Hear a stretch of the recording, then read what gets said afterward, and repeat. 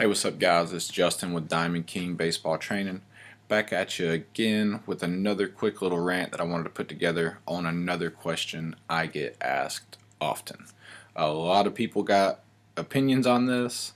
Um, they've got a lot of different opinions on this, but this is where I stand. I try to be very truthful with you guys, and this is personally what I truly do think is best.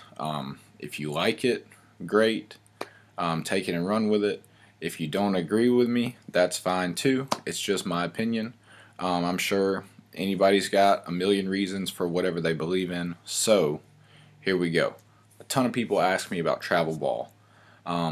There's, to me, people have a few different negatives on playing travel ball. I think one of the bigger ones is money, and I can agree with that. Travel ball has turned into more of a business. People are trying to make a ton of money off of hosting travel ball tournaments or having travel ball teams, any of that stuff. People are paying $1,500 to $2,000 a year or a summer just on playing travel ball. Now, depending on what you're getting back out of that, should tell you if it's worth it or not. If a person, if a program, if a team, organization, whatever you want to call it, if they've got like a team for every age group or multiple teams for every age group, chances are they're in it for the money. And I mean, I know of some places that have multiple programs like that that do travel ball that are great. If you're in the Georgia area, East Cobb used to be a big place for travel ball. You had the East Cobb Astros. Back when I was playing, the East Cobb Dodgers were a big team. Then you got the Braves were a big one. The Yankees were a big one. It just kind of depended on the age group. Now those upper echelon teams, where it was the cream of the crop, so to speak, those are definitely worth it. If you're on those teams, you're going to have great coaches. You're going to be around really great players, and that competitiveness is going to be there. To me, that's why you want travel ball, because of the competitiveness and what you're going to learn. A lot of people will play travel ball and go and play in these Billy Bob invitationals, so to speak, these tournaments that no one is really playing in. Nobody really knows who's putting on the tournament. It's just playing baseball to play baseball. If you just want to have fun and play baseball, that's great. Go for those.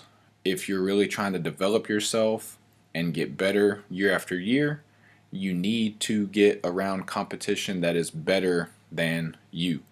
If you're only playing people that you are better than, it's hard to get better. It's hard to push yourself. It's hard to put yourself in that position where you have to fight, where it's going to take some grit, it's going to take some determination. It's tough to get in those situations when you're facing a guy that you can easily hit, when you're facing a guy that doesn't have off-speed pitches. It's easy. I mean, you want to push yourself, right? If you've been watching me, I think I maybe have 10 videos or so up on YouTube right now. That'll definitely change soon. But if you've been watching me, hopefully you can tell that I'm all about, working hard, pushing yourself, challenging yourself, really trying to get better, trying to see progress. Now, if you want to do that, you're gonna have to play some people better than you, which that's why I personally I recommend playing travel ball. Now there are some fine lines that I'm going to speak about, but overall I recommend it. I play travel ball and I think it helped me a ton. I'm personally right now coaching a rec team. The competition isn't really there. I've got some great guys on my team. I love every single one of them. They're all improving, which is my main concern. They're only 8 years old. Now, rec is fine. I have no issues with playing rec baseball. A lot of people, that's all they can afford, that's all they can do. So, that's fine. If you were on my team, I try to push them and I try to overall teach them. We're not as concerned with winning and losing. Obviously, I do want to win, but I want my guys to learn. I want them to get better, and I want them to understand what they're doing. And I feel like that's the road we're going down, so that's okay. Now, a lot of people's issues with travel ball, like I said, is the money.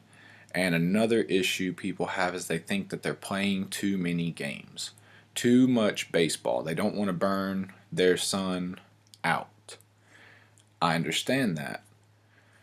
That's why I think there are some fine lines that you kind of have to go about. So, the issue of too many games. If you're an 8-year-old travel team, I would say that's probably too young to be doing it. I mean, chances are at 8 years old, it's just going to be coaches pitching, and I don't really see the need to do it. Now, if you want to have a little local team and maybe get yourself in about 3 or 4 tournaments to go and do after playing rec or something like that, that's awesome. That's a great idea.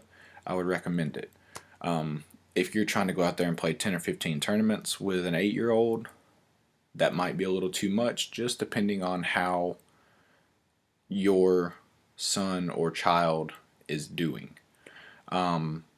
If they love it, if they want to be there, by all means, go for it. The sky's the limit. Because that's the other thing you kind of have to weigh in. You don't want to be too harsh on them as a parent or a coach. If they're really wanting to do it, then have at it. Take off.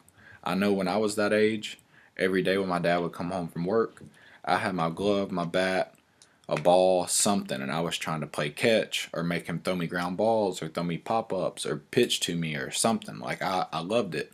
Lived, ate, breathed baseball. As you're getting older, I think travel ball is the way to go and work away from the rec stuff. Definitely, 10, 11, 12, 13, 14 years old, you need to be playing as much as you can. That's when it starts getting to the nitty gritty.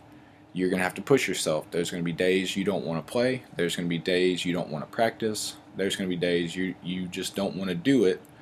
But if playing college baseball, we'll put that as your goal. If playing college is your dream, you better believe there's thousands of kids out there your age that are playing travel ball, and they're practicing and they're working and they're putting their work in. You better believe there's kids in the Dominican Republic that wake up every single day and they play baseball. That's all they do. Like, they have baseball school where they get on their bicycle, ride down the road or whatever, and it's a baseball field, and that's where they go, and that's what they do all day long. That's why you see some of these guys coming from there in the pros that are so good, that are ridiculously good, because they played and played and played and played and played, and they loved it. So, it definitely depends on the individual. I know as an opinion piece, that doesn't really help. But I don't personally think that there is such a thing as too much baseball. And like I said, there is a fine line there. It depends on the individual. But I think if you are conditioned enough and you're able to handle that volume and you can work up to it, then I don't think there is too much. I mean, major leaguers play 162 games a year, plus their spring training, and plus the postseason if they make the playoffs. Once again, they are conditioned to do that. And what I mean is, say when you're 9, you want to go in there and you want to play travel ball. Great, cool. We'll get you signed up. We'll say 7 tournaments for you at 9 years old, right? Then 10. Let's bump that 7 up a little bit. Let's play some more games. And then next year, let's play some more games. And next year, let's play a little bit more.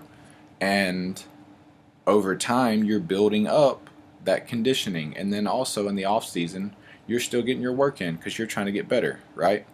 So that's kind of my stance on it. I think if you work your way into it, it is a very great tool. It's going to make you better. It's going to expose you to a lot more things. And by the time you make it to your high school and you make it to your college stuff, you're going to be way more conditioned for playing a ton of games.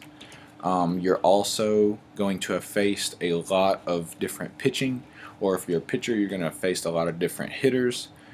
So at this day and age, it's getting to the point where baseball is super, super, super competitive. If you watch the big leaguers, you're seeing guys throwing 99 miles an hour all game. That doesn't just happen overnight. People don't just wake up and do that. It's because of the stuff they're doing in the background that's getting them there. So, sorry I kind of went on a rant. This video ran a little bit long, but I think travel ball is great. But use it as a tool. Use it as any other training thing that you would do. You wouldn't go into a gym and try to squat 500 pounds straight off the bat. You're going to work your way into it. Same thing with baseball. And just listen to your body and listen to your child. If they're not wanting to push that hard, then it may not be for them, and that's fine. That's fine. Because at the end of the day, I just want guys to get better.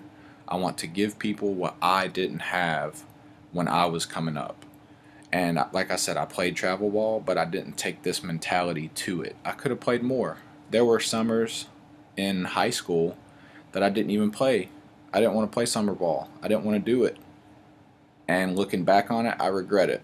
That's why I say you need to have that talk with them if this is something they want, because it was something I wanted. I wanted to play professional baseball. That was my dream since I was little.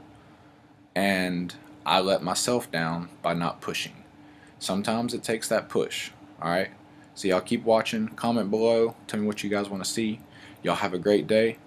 And go hit some dingers.